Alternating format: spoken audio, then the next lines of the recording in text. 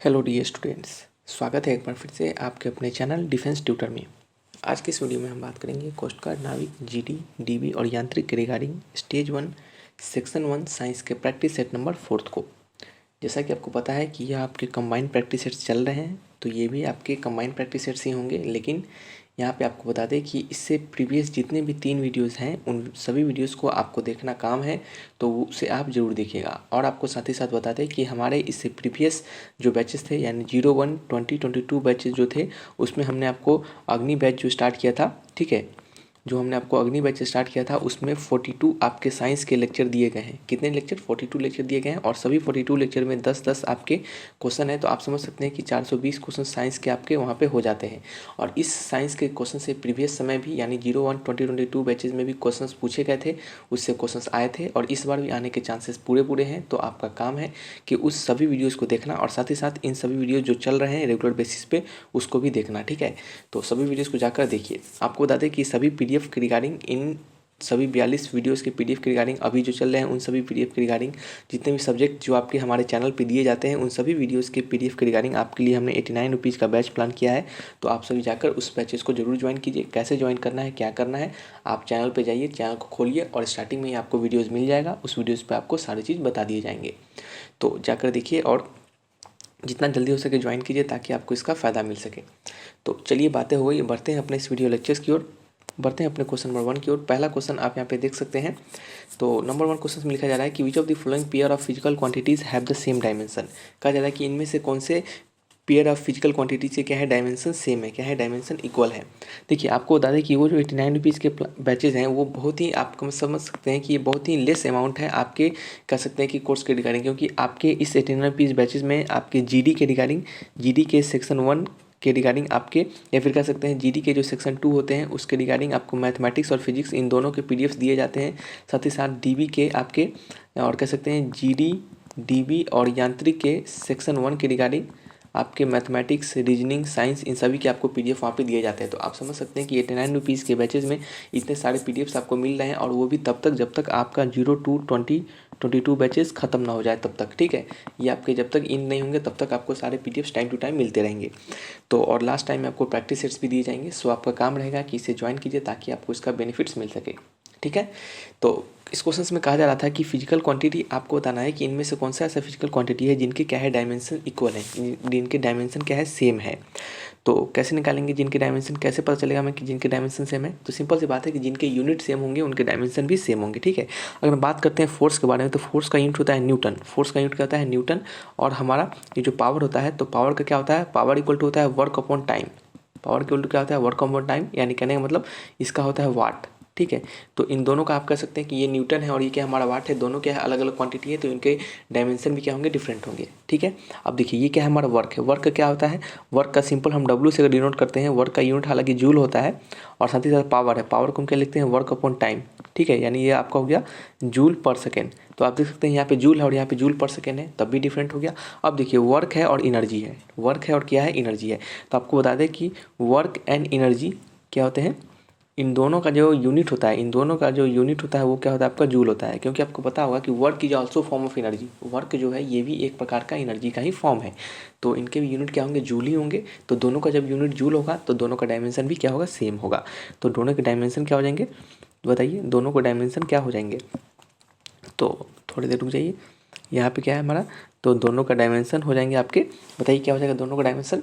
तो जूल होता है, ठीक है, जूल होता है। और वर्क को हम क्या लिखते हैं? वर्क को हम लिखते हैं फोर्स इंटू डिस्प्लेसमेंट। क्या लिखते हैं? फोर्स इंटू डिस्प्लेसमेंट लिखते हैं, ठीक है। फोर्स का आपका यूनिट क्या होता है? फोर्स का यूनिट होता है केजी मीटर पर सेकेंड स्क्वायर। और साथ ही साथ एक डिस्टेंस है यानी एक आपका एफ इंटू एस है, यानी फोर्स इंटू डिस्प्लेसमेंट है, तो डिस्प्लेसमेंट का यूनिट भी क्या होगा? मीटर हो जाता है। तो यहाँ पे क्या हो जाएगा? केजी मीटर स्क्वायर पर सेकेंड स्क्वायर। ये क्या हो जाएंगे? यूनिट हो जाएंगे। अब इसके अकॉर्डिंग हम डायमेंशन को लिखेंगे। तो केजी क्या है? मास बताता है हमें, तो मास का डायमेंशन हम कैपिटल एम से लिखते हैं। मीटर हमें लेंथ बताता है, तो मीटर का स्क्वायर तो एल का स्क्वायर लिखेंगे, क्योंकि डायमेंशन में हम लेंथ को एल से डिनोट करते हैं। सेकेंड हमारा क्या है? टाइम बताता है, तो उसको हम टी से डिनोट करते हैं। उस पर क्या है? -2 है पावर, क्योंकि ये आपका अपॉन एस स्क्वायर है, यानी अपॉन में टाइम का स्क्वायर है, तो क्या हो जाएगा? टी पे पावर -2। तो इसका डायमेंशन क्या हो जाएगा? एम स्क्वायर टी पे पावर -2। और इसका आंसर होगा आपका ऑप्शन नंबर 3, यानी आपका वर्क एंड एनर्जी दोनों के क्या होते हैं? डायमेंशन इक्वल होते हैं। तो ऑप्शन नंबर नंबर क्या हो जाएगा, 3 इज द राइट आंसर, कार्य एवं ऊर्जा, कार्य और ऊर्जा। ठीक है, चलिए नेक्स्ट क्वेश्चन की ओर बढ़ते हैं। क्वेश्चन नंबर क्या है हमारा, सेकेंड नंबर क्वेश्चन में लिखा जा रहा है कि magnetism is a material is due to. ठीक है, मैग्नेटिज्म इन मटेरियल, किसी भी मटेरियल में जो मैग्नेटिज्म का प्रॉपर्टी होता है वो किस कारण से होता है। ठीक है, तो किसी भी आपके मैग्नेट में कह सकते हैं कि किसी भी मटेरियल में जो मैग्नेटिज्म का प्रॉपर्टी होता है वो उसके मोशन के उसके इलेक्ट्रॉन के सर्कुलर मोशन के कारण होता है। तो इसका आंसर हो जाता है option number 2 is the right answer, due to circular motion of electron, यानी इलेक्ट्रॉन के वितीय गति के कारण।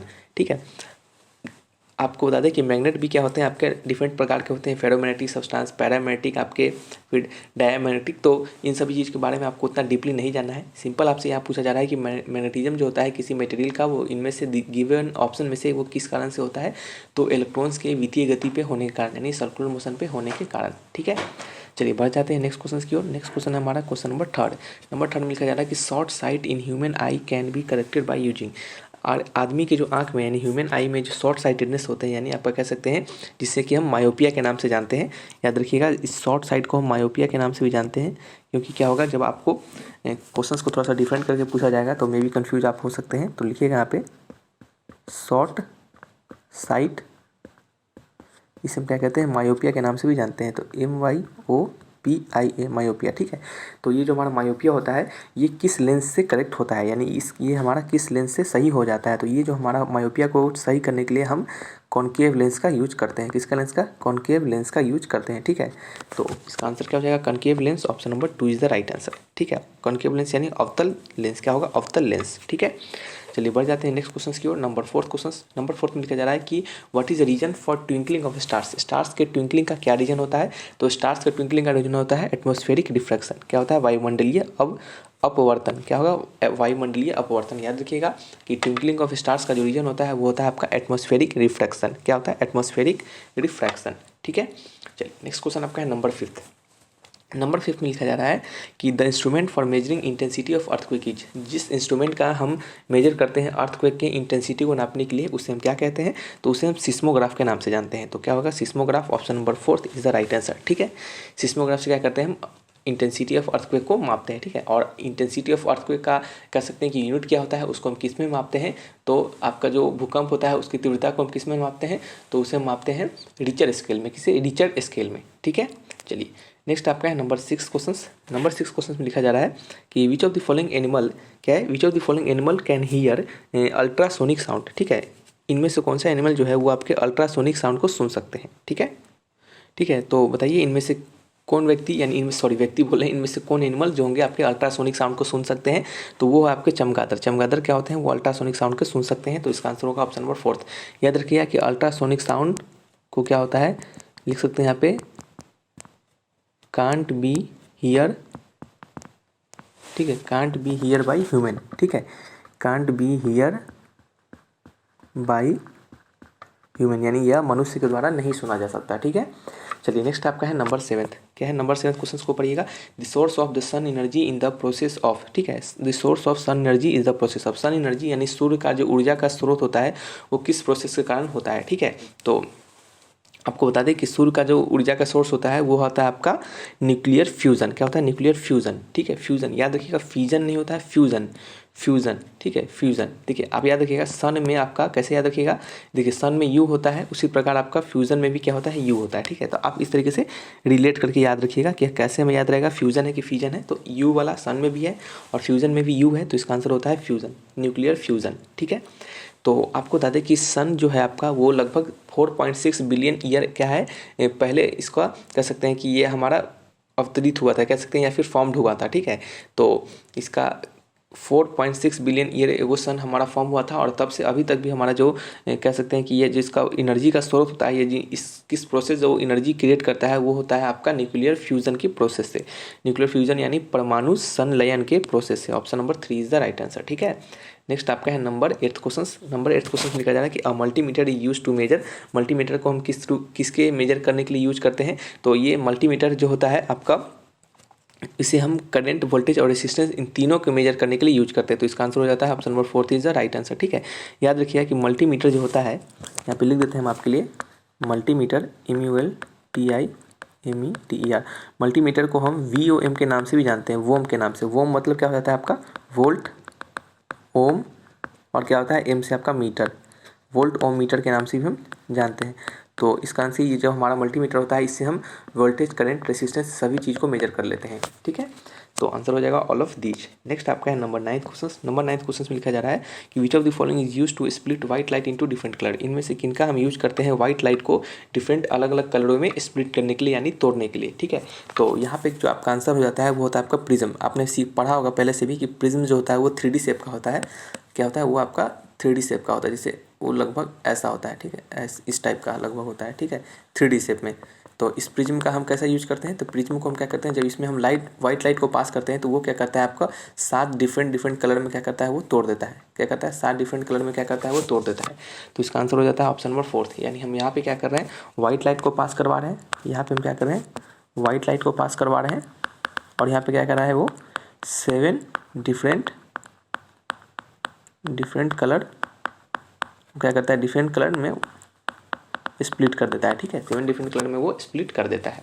ठीक है, चलिए नेक्स्ट क्वेश्चन की ओर बढ़ते हैं। तो आंसर हो गया, सॉरी इसका आंसर क्या हो जाएगा, एक सेकेंड, इसका आंसर हो जाएगा हमारा प्रिज्म। ठीक है, नेक्स्ट आपका है नंबर 10th। लिखा जा रहा है कि nuclear reactor use to produce electricity are based on. ठीक है, जो न्यूक्लियर रिएक्टर जो होते हैं हमारे, जिससे कि हम इलेक्ट्रिसिटी को प्रोड्यूस करने के लिए यूज करते हैं, वो किस पे बेस्ड होता है, तो न्यूक्लियर रिएक्टर जिससे कि हम इलेक्ट्रिसिटी को प्रोड्यूस करते हैं वो हमारा न्यूक्लियर फिजन पे बेस्ड होता है। किस पे होता है, न्यूक्लियर फिजन पे बेस्ड होता है। ठीक है, अब यहाँ पे याद रखिएगा, यहाँ पे क्या होता है, चलिए ये बात आपको याद रखने की जरूरत नहीं है कि हम न्यूक्लियर फिजन को ही क्यों यूज़ करते हैं। वहाँ पे क्या होते हैं बहुत सारे रीजन उसके हो जाते हैं, जैसे कि क्या होता है कभी कभी कि न्यूक्लियर फिजन और फ्यूज़न में होता है कि एक जो होता है हमारा क्या होता है वो कंट्रोल नहीं कर पाते हैं। एक बार जब हम न्यूक्लियर रिएक्शन करवाते हैं तो उसको हम कंट्रोल नहीं कर सकते हैं, दूसरे को हम कंट्रोल कर सकते हैं। तो जिस चीज़ को हम कंट्रोल कर पाएंगे उसी को तो हम यूज़ कर पाएंगे ना। अब जिसको हम कंट्रोल ही नहीं कर पाएंगे तो उसको हम यूज ही नहीं कर पाएंगे। ठीक है, तो इस रीजन से भी हमारा ऐसा होता है। ठीक है, तो आपको सिंपल यहाँ पे याद रखना है कि जो हम इलेक्ट्रिसिटी प्रोड्यूस करने के लिए जो न्यूक्लियर रिएक्टर का यूज़ करते हैं वो हमारा होता है न्यूक्लियर फिजन। वो क्या होता है हमारा न्यूक्लियर फिजन।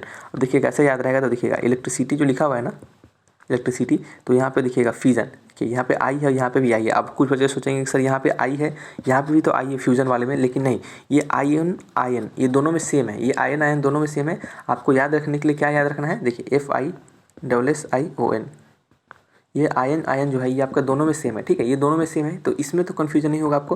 कन्फ्यूजन किस में हो सकता है, फिश वाले में या फिर FUS फुस वाले में। ठीक है, तो उसमें कैसे याद रहेगा, तो देखिएगा यहाँ पे इलेक्ट्रिसिटी में आई है तो यहाँ भी क्या होगा आई होगा। इसका आंसर इसमें क्या होगा, इसका आंसर न्यूक्लियर फ्यूजन हो जाता है। क्या होता है, न्यूक्लियर फ्यूजन आपका हो जाता है। ठीक है, ये आप जब इस नोट्स को पढ़िएगा बाद में तो आपको रिवीजन के तौर पे ये आपको याद रहेगा। ठीक है, कैसे हमने आपको बताया था। तो इस तरीके से क्या करते हैं, इन क्वेश्चंस को हम याद रख सकते हैं। ये आपका तरीका है, अगर आपको याद रहता है तो वैसे भी आप याद रखिए, उससे कोई फर्क नहीं पड़ता है। ठीक है, तो चलिए रखते हैं इस वीडियो को यहीं पे। किसी प्रकार डाउट होगा तो कमेंट बॉक्स में लिखकर आप हमसे जरूर पूछ सकते हैं। तो thanks for watching my video, तब तक के लिए बाय बाय।